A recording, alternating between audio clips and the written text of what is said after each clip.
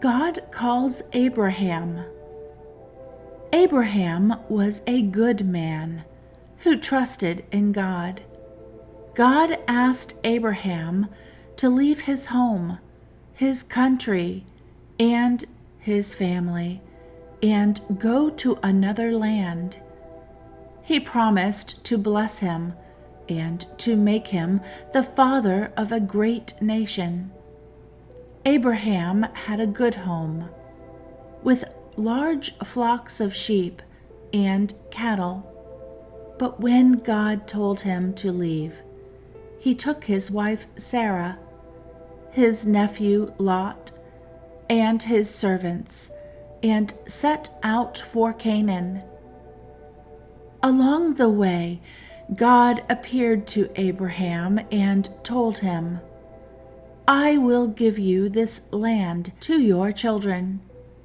Sarah and Abraham had been unable to have children, but Abraham was overjoyed at this news and built an altar to God and praised him.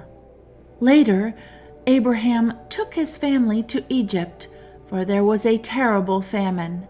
But the time he left Egypt to return to Canaan, he had become very wealthy and owned many animals. Going separate ways. Abraham and his nephew Lot had large flocks of cattle, sheep, and donkeys, so large that there wasn't enough grazing land for them all, and their herdsmen began to fight. Abraham decided that they would have to split up. He gave Lot the first choice of where to go, and Lot chose to leave Canaan and set off east to the fertile Jordan Valley. Abraham stayed in Canaan. After Lot had left, God called Abraham to him. "Look as far as you can. All the land that you can see, I will give to you and to your children forever. Your children shall be like the dust of the earth.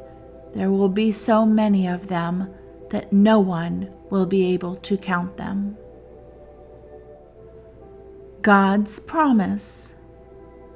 Abraham and his wife were very old and hadn't had a child, but Abraham trusted in God.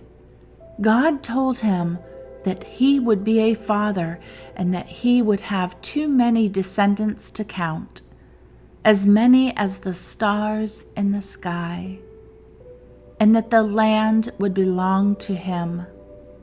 Then God told him to prepare a sacrifice.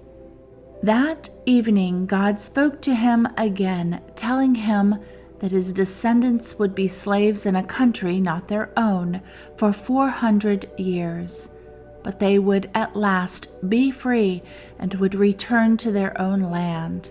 And those who had enslaved them would be punished.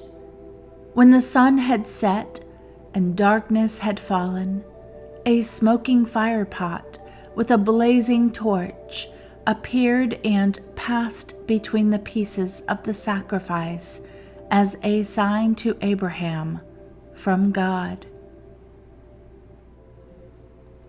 Abraham entertains angels.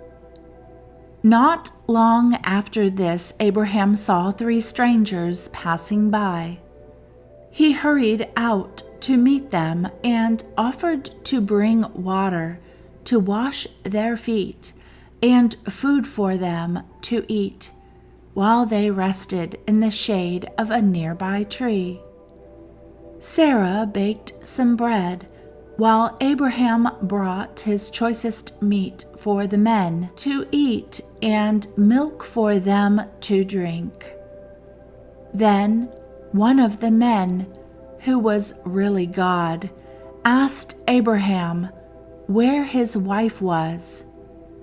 When Abraham replied that she was inside the tent, God told him that he would come back within a year, and that Sarah would have given birth to a son.